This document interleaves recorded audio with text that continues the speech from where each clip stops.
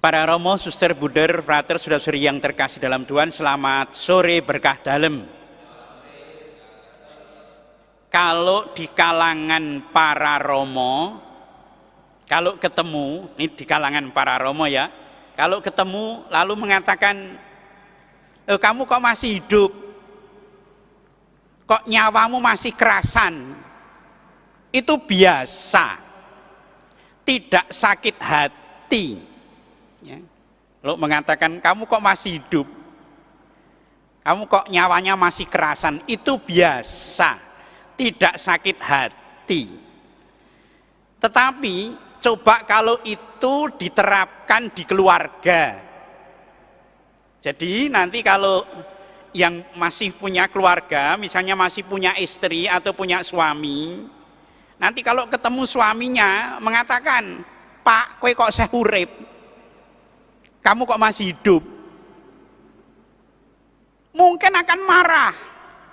Atau kalau anaknya ketemu orang tuanya, misalnya Anda punya anak, lalu anaknya ketemu panjenengan, lalu kemudian mengatakan, loh Bu, kamu kok masih hidup, kok nyawamu masih kerasan, ngamuk, ngerti otak pites mbiyen, mungkin akan begitu ya. Karena itu sesuatu yang tabu.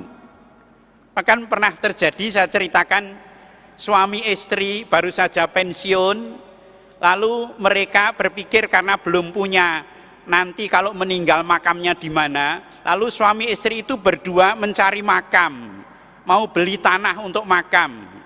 Dan ketika sudah menemukan, si istri mengatakan kepada suaminya, Pak, kita beli yang pinggir jalan saja ya, nanti kalau aku nilai kamu biar cepat, tidak lupa. Suaminya marah, karena itu berarti, dia menangkap istrinya mendoakan supaya dia cepat mati, marah.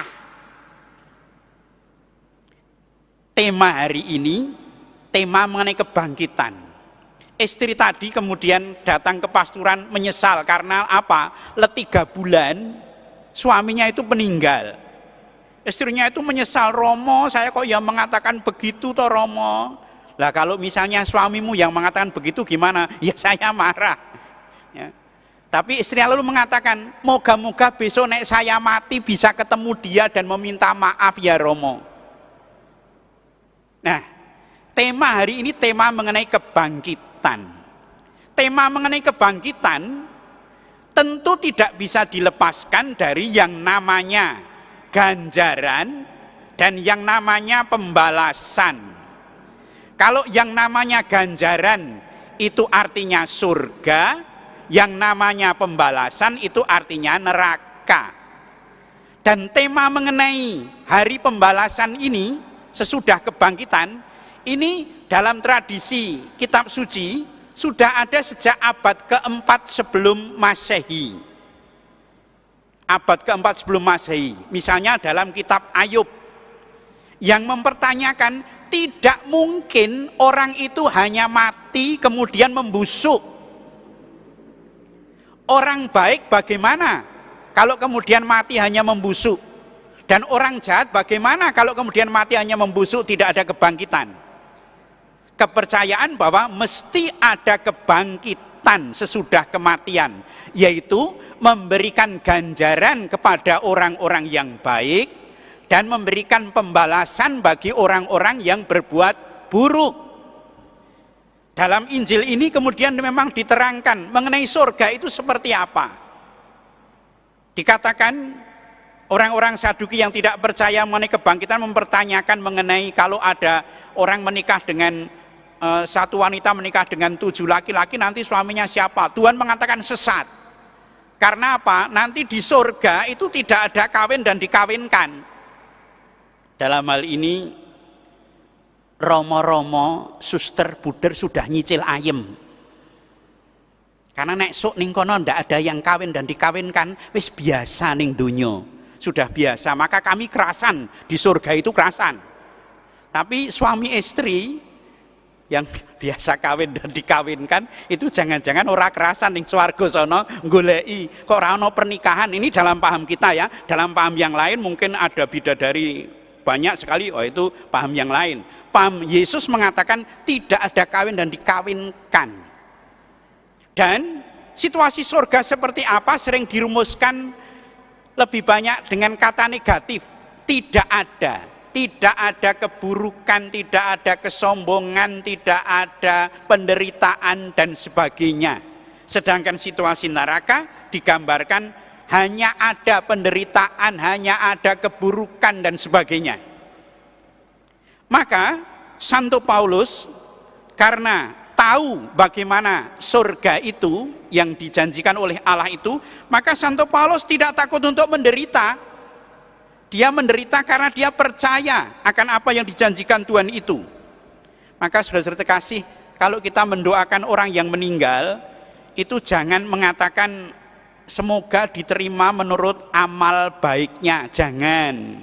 Karena orang itu kalau tidak pernah beramal, didoakan semoga kau terima menurut amal baiknya, orang tahu tekan swargo. Ya, maka kalau mendoakan orang yang meninggal itu, Tuhan semoga ia kau terima menurut kemurahan hatimu, menurut kebaikan hatimu. Dan itu ditulis oleh Santo Paulus dalam bacaan yang pertama ini. Dalam bacaan yang pertama dikatakan, Allah menyelamatkan kita dan memanggil kita dengan panggilan kudus, bukan berdasarkan perbuatan kita, melainkan berdasarkan maksud dan kasih karunia-Nya sendiri. Semua itu dikaruniakan kepada kita dalam Kristus Yesus sebelum permulaan zaman. Dan semuanya itu sekarang dinyatakan oleh kedatangan Juru Selamat kita, Yesus Kristus. Jadi keselamatan kita sangat tergantung oleh kemurahan hati Allah. Dan Allah hanya berkenan pada bermurah hati pada orang-orang yang kalau di dalam Injil itu selalu memiliki kepedulian.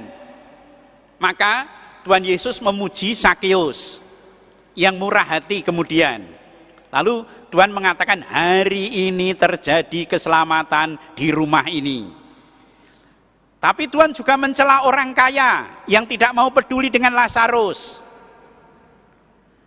Tuhan sendiri mengidentikan diri dengan orang-orang yang hina. Maka Tuhan juga mengatakan, apa yang kamu lakukan bagi saudaraku yang paling hina itu kau lakukan kepadaku, seperti ditulis dalam Matius 25 ayat 31-46. Maka kita diajak supaya kita berkenan kepada Allah dan nanti menerima kasih karunia Allah dalam kebangkitannya.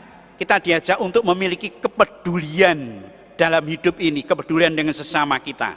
Dan akhirnya seluruh kesimpulan hidup kita, sering saya katakan Tuhan hanya akan mengatakan kepada kita, berbahagialah atau celakalah. Berbahagialah itu bagi orang-orang yang berkenan kepada Tuhan, dan celakalah bagi orang-orang yang tidak berkenan pada Tuhan. Semoga kita menjadi bagian orang-orang yang berkenan kepada Tuhan. Amin.